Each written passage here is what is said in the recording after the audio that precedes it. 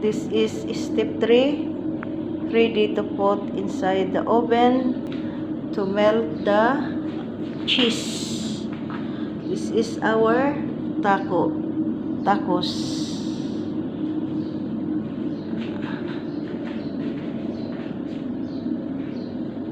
Step 4.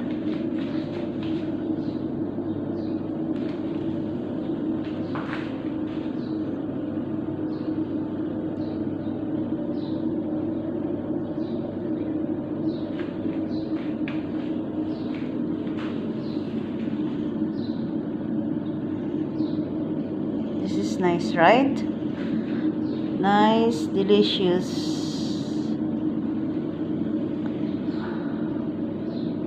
Step 3.